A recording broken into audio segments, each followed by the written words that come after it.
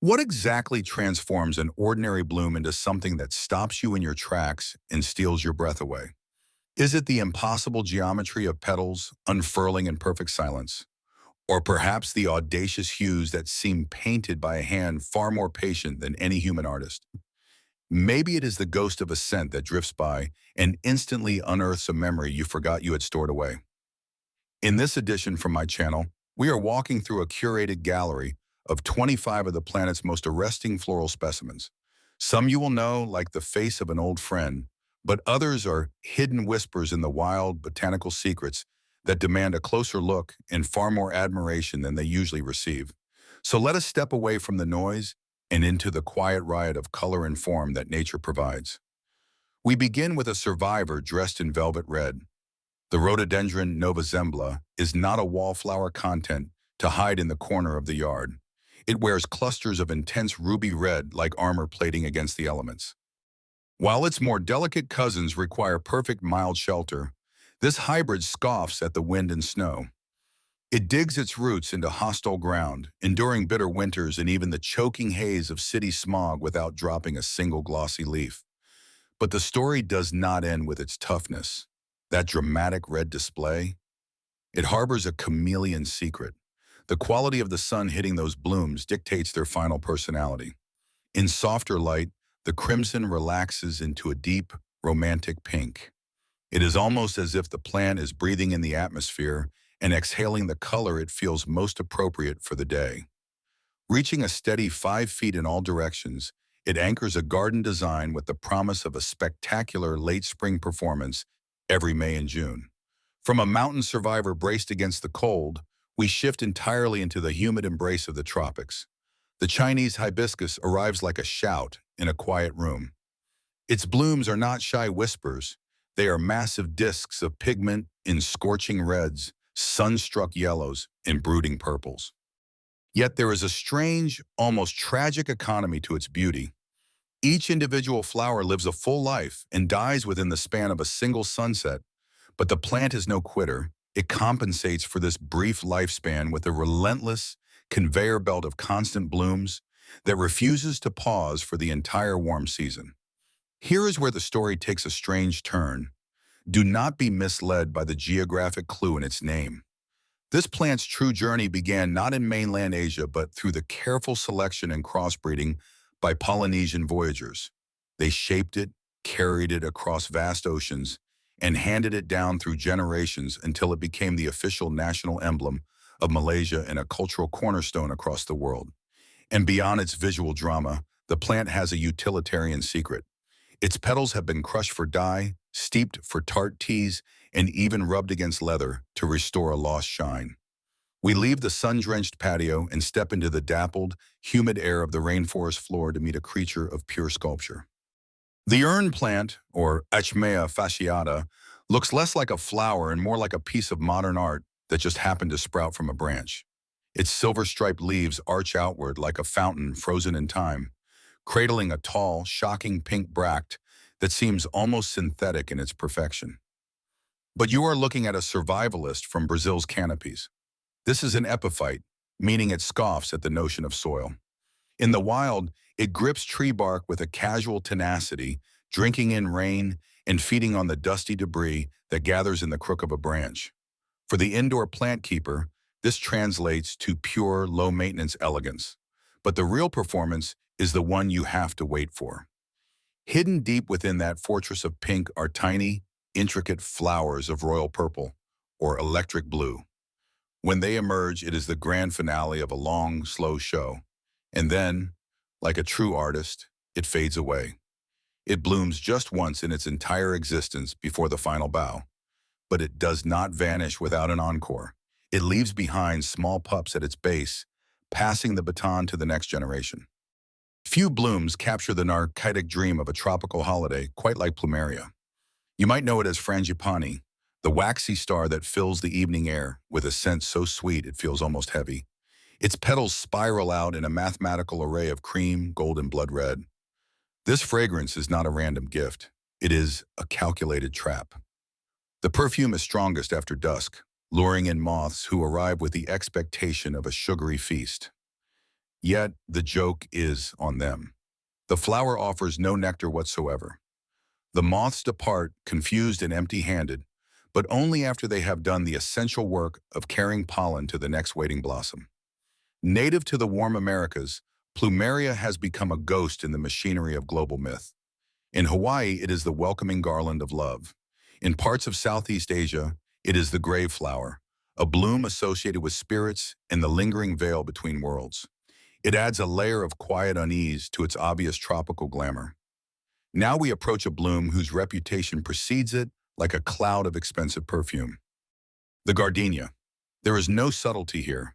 The petals are a shade of white so pure it looks like solidified moonlight, a stark contrast against the deep, glossy green of the leaves. And the scent? It is the gold standard of floral fragrance, a heady mix of jasmine and vanilla cream that perfumers have been trying to bottle accurately for generations. Originating in the temperate forests of Asia, the Cape jasmine carries the weight of grace and purity in many traditions. Its fruit has long been a quiet workhorse in herbal medicine, prized for its ability to cool the body's fire. But despite its image of serene perfection, the gardenia is a demanding presence in the garden. It is a diva. It wants the soil acidic, the water just so, and the humidity high. If you fail to meet its standards, it will punish you with yellow leaves and a refusal to bloom. But if you get the conditions right, it repays the debt with an aroma that makes an entire evening unforgettable. In the arid scrublands of South America, a creature plays the long game of patience. The Easter lily cactus is for 364 days of the year a lumpy, spiked globe of unremarkable green. It blends into the gravel and the dust, asking for nothing but sunshine and neglect. But once a year, triggered by the lengthening days of spring, it orchestrates a midnight heist of beauty. A tube begins to extend from the side of that spiky ball, growing inches a day until it can no longer support the weight. Then, as darkness falls, it cracks open to reveal a bloom of such staggering size and pure white luminosity that it dwarfs the body that birthed it. These are flowers the size of dinner plates, often tinged with the softest lavender at the edges. And by the time the next sun climbs high, the show is over. The petals wilt, a single night of bravado followed by another year of silent waiting. From a single night of glory, we ascend to a towering monument of summer stamina. The hollyhock is the skyscraper of the cottage garden. These are not plants that hug the ground. They are floral architecture, spires that can easily top 8 feet in a single season, laden with wide, saucer-shaped blooms in every shade from the deepest burgundy black to the palest blush pink.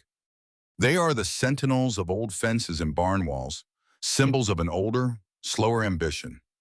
Though originally traveling from China and the Middle East along ancient trade routes, they have become synonymous with the English country garden.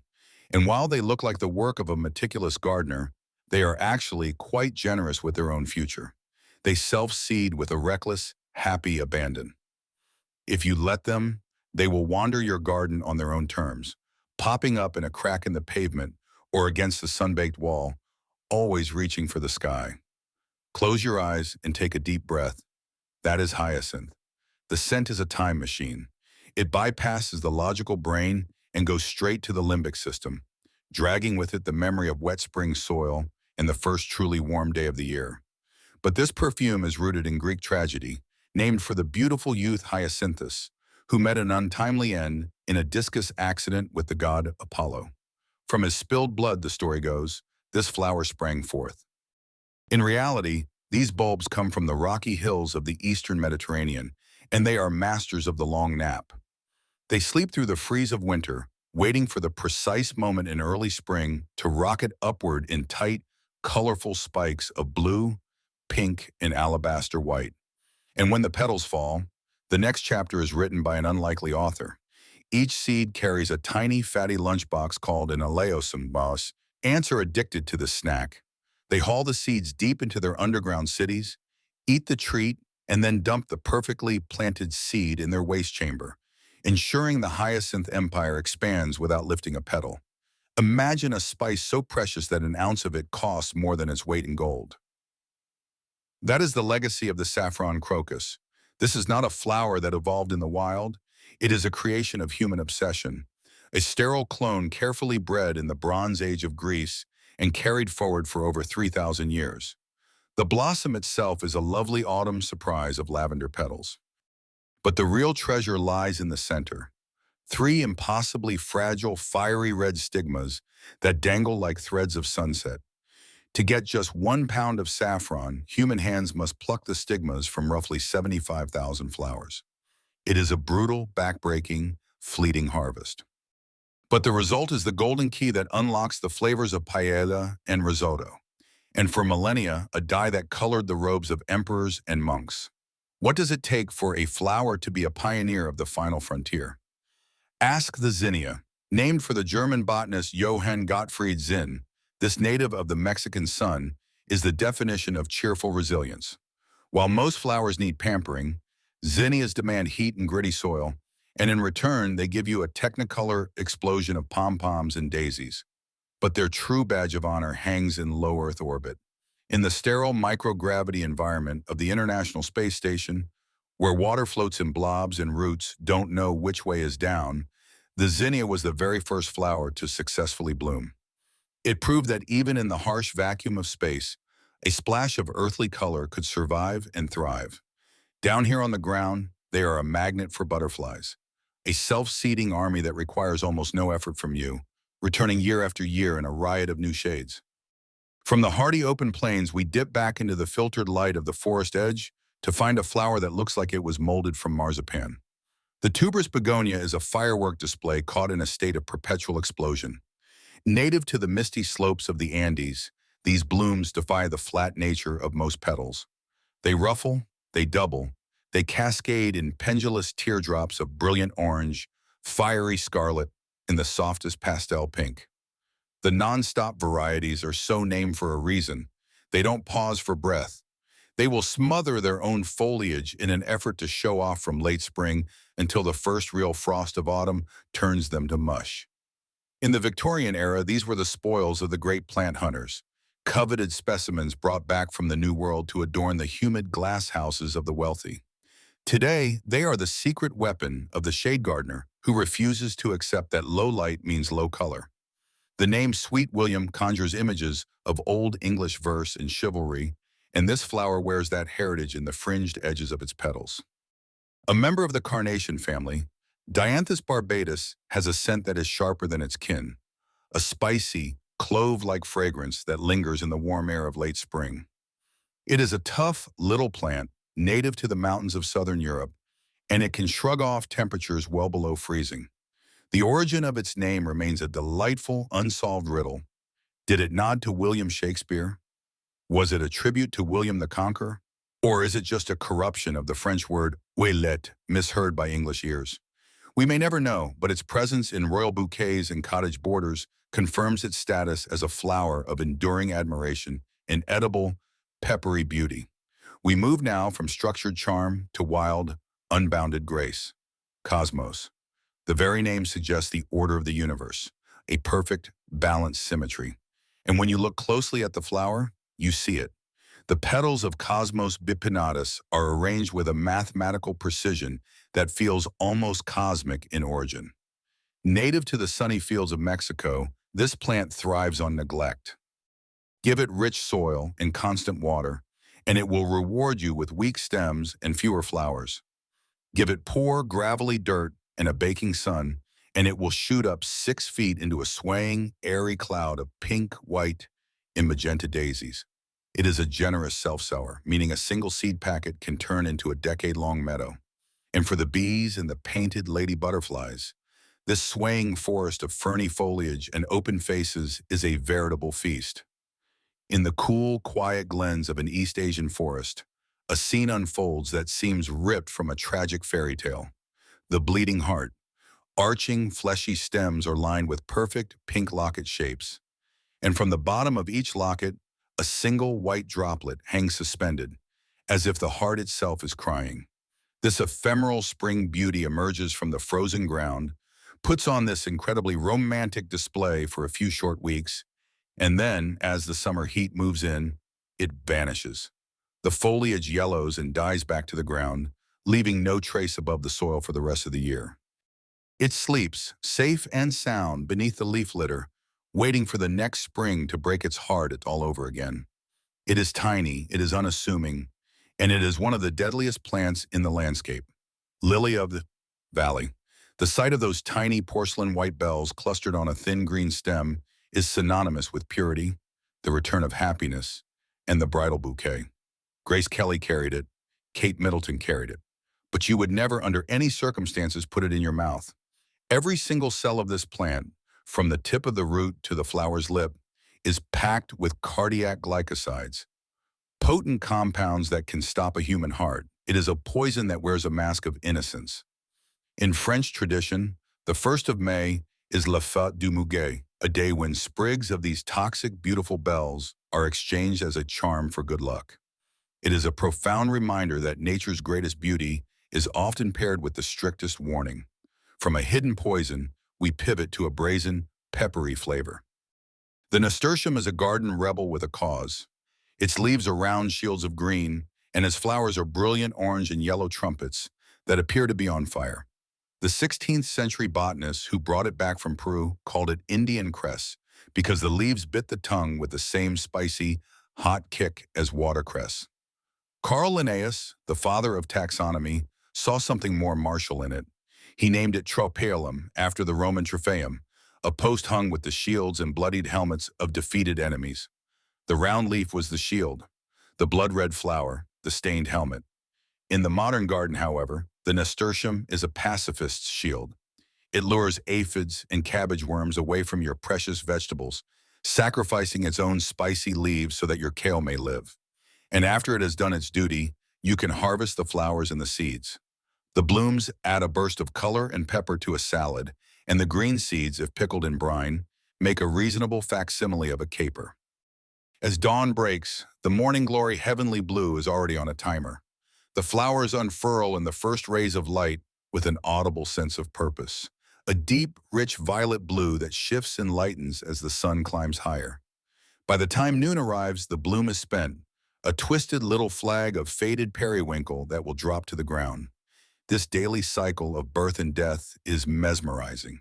But this vine has a resume far stranger than its daily clock. Ancient Mesoamerican societies, including the Aztecs, were not just admiring the flowers. They were using the sap of the related species to process raw rubber latex into bouncing balls, an early form of vulcanization that predated Charles Goodyear by 3,000 years. And the seeds? They contain compounds that open a doorway to a very different kind of perception, one that was used in sacred rituals to speak with gods that are long since silent.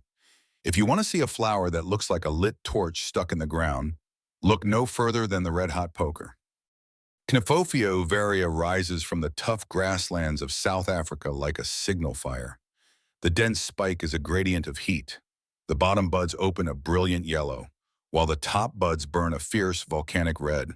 It is a nectar fountain designed by evolution to fit the beak of a sunbird. But in gardens across North America and Europe, it is the hummingbirds that have taken up the role of loyal pollinator, fighting for position around these glowing wands. It is a plant of drought and harsh sun, and it asks for very little except that its feet not sit wet over the winter. Give it that, and it will return for a decade, a perennial exclamation point in the border. In the quiet glade, where the light filters green and gold, stands a spire of hanging bells, each one freckled on the inside like the belly of a trout. Foxglove, or lady's glove, is the fairy tale flower of the woods. It has inspired painters and poets who saw in its tall, elegant form a sense of otherworldly enchantment. But its true power lies not in magic but in medicine. The leaves of Digitalis purpurea contain a compound that acts directly on the muscle of the heart. An 18th century English doctor named William Withering isolated this effect. And from that discovery, the modern drug Digitalis was born. It is a drug that, in the right dose, steadies a faltering heartbeat. In the wrong dose, it stops it forever. So when you see a bumblebee squeeze its way deep into that speckled bell, you are watching a dance with a plant that has saved more lives than most hospitals. What happens when a love potion is a flower? You get the wild pansy, also known as heart's ease or love in idleness. This is the bloom that Shakespeare weaponized in A Midsummer Night's Dream. The story goes that Cupid's arrow missed its mark and struck this tiny tricolored violet, turning its juices into an aphrodisiac so powerful that it could make a queen fall in love with a donkey-headed weaver. Beyond the stage, the wild pansy is a tough, creeping thing of European fields. Its face of purple, yellow, and white looks like a miniature pensive portrait. And while it was the genetic grandparent of the giant, puffy-faced pansies we buy in flats at the garden center, the wild version retains a subtlety and a resilience that its domestic children have largely lost. As the golden light of September shortens and the leaves begin to turn, the New York aster opens its business. Symphyotrichum novi Belgi is a mouthful of a Latin name that nods to the old Dutch colony of New Netherland, now the modern urban sprawl of New York. It is a wild flower of the coastal marshes and meadows, and it is the final vital gas station for the monarch butterfly on its long journey south. The blooms are not single flowers, they are composites, thousands of tiny disc florets clustered together to look like one giant landing pad. In a garden, it can be a bit of a thug, spreading by root and seed to colonize whatever space it finds. But in October, when the rest of the garden is a brown, decaying mess, the New York aster is a cloud of lavender blue and royal purple, defying the frost and feeding the last of the bees. Low to the ground, where the grass is clipped short, the English daisy stares up at the sun. Its name is a contraction of daisy because this little flower, Bellis perennis, is a reliable clock. The white petals tipped with crimson open wide with the dawn and close tight again as the shadows lengthen. It is the child's drawing of a flower, a simple button of yellow surrounded by rays of light, and it is a survivor of the lawnmower. You might curse it as a weed in your perfect turf, but the English daisy has been called bone flower and bruisewort by herbalists who used its crushed leaves to soothe aches and pains for centuries. It is a tiny, tenacious reminder that beauty does not need to be tall to be noticed. Now we return to the height of summer with a plant whose name means flame. Garden phlox, Phlox paniculata, is the stalwart backbone of the midsummer border. When the daylilies have faded and the roses are taking a rest, the phlox opens its dense, billowy heads of fragrant florets. They come in shades of pink so vivid they almost vibrate, along with deep lavender and pure, crisp white. Butterflies and hummingbird moths treat these flower clusters like a bustling airport hub, refueling constantly. And for the gardener, there is a trick to keeping them magnificent. They love air circulation and a bit of afternoon shade to keep their lower leaves from looking ragged. Give them a little space to breathe, and they will light your garden on fire from July until the first whisper of fall. From the vast, sunny border, we shrink down to the windowsill to find a plant that has inspired an obsessive global subculture. The African violet is not a true violet at all. It is a Gesneriad, a family of plants that thrive in the very specific, humid and rocky environments of the Tanzanian cloud forests. Discovered by Baron Walter von St. Paul Hilaire in the late 19th century, these fuzzy-leaved wonders have been hybridized into a staggering array of forms. Ruffled edges, double stars, fantasy blooms speckled with contrasting color, and leaves that curl and variegate. They are the perfect apartment plant because they want exactly what we want: bright light but no harsh sun, and a comfortable room temperature. They are also a plant of great generosity. A single leaf, snapped off and stuck in a bit of damp perlite, will root and grow a whole new colony of these velvety jewels. We end our journey not with a bang, but with a whisper of a ghost story. The Middle Mist Red. This is one of the rarest flowers on the face of the earth. Its name is a lie. The blooms are a spectacular, layered shade of deep pink rose. It was brought from China to England in 1804 by John Middlemist, a nurseryman who could not have known he was rescuing a species. Somewhere along the way, the plant vanished from its native habitat. It is extinct in the wild. Today, it is believed to survive in only 2 places on the entire planet. One is a conservatory in New Zealand. The other is the historic walled garden of Chiswick House in London. Against all odds, through bombs and neglect in the shifting sands of botanical fashion, this single beautiful pink camellia has held on. It blooms every winter, a living testament to the fragility and the stubborn, inexplicable endurance of nature's most beautiful masterpieces. We have traveled through poison and perfume, through deserts and space stations, and through legends old and new. With such an overwhelming variety of incredible blooms in the world, which one of these 25 truly captured your imagination? Was it the fleeting midnight opera of the Easter lily cactus, or the impossible survival of the Middlemas red? I want to hear about the flowers that stopped you in your tracks. If there is a hidden gem blooming in your own garden, or a wildflower that you believe deserves a spot in a future showcase from my channel, please drop that knowledge in the comment section below. And if this journey through nature's gallery gave you a moment of peace and wonder, do me the favor of giving that like button a click. It helps my channel bring more of these incredible discoveries right to your screen. Until next time, keep your eyes open and your curiosity rooted in the soil. We will see you in the next one.